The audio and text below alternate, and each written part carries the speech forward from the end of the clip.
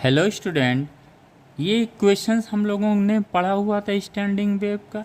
ये इक्वेशंस कब मिलता है हमें? 2a cos के x के फॉर्म में, जब इसका एम्पलीट्यूड होता है किसका? स्टैंडिंग वेव का।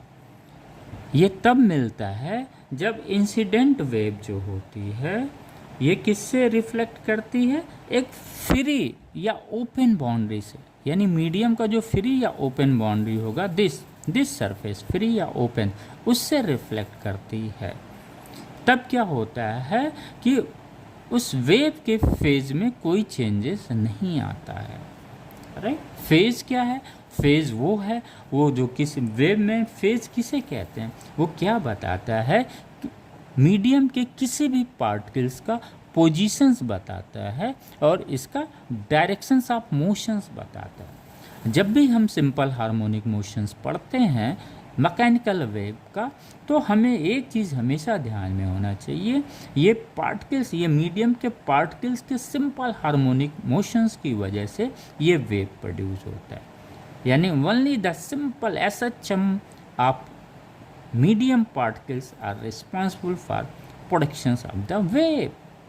क्लियर हो गया? राइट। तो ये ए क्या है? प्रोग्रेसिव वेव में हम लोगों ने पढ़ा हुआ था। राइट? तो ये 2a cos के x क्या था? ये एम्पलीट्यूड है किसका? उस स्टैंडिंग वेव का जिसका डिस्प्लेसमेंट और टाइम रिलेशन ये है।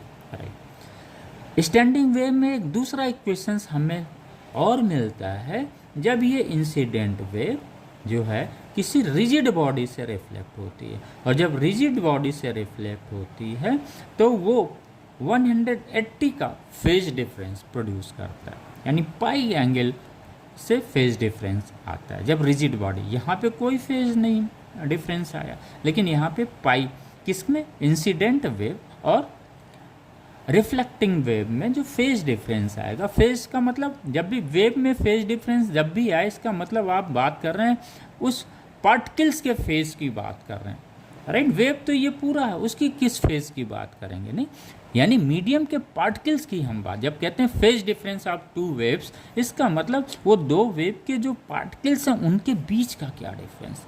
तो ये पाई का रिफ्लेक्शन, पाई का डिफरेंस आता है, 180 का डिफरेंस आता है, और तब हमें जो इक्वेशंस मिलता है, ये कॉस की जगह यहाँ पे क्या मिलता है? साइन मिलता है, यानी -2a sin kx cos omega t मिलता है। अब ये क्या है? उस स्टैंडिंग वेव का एम्पलीट्यूड है, कितना हो जाएगा? 2a sin kx।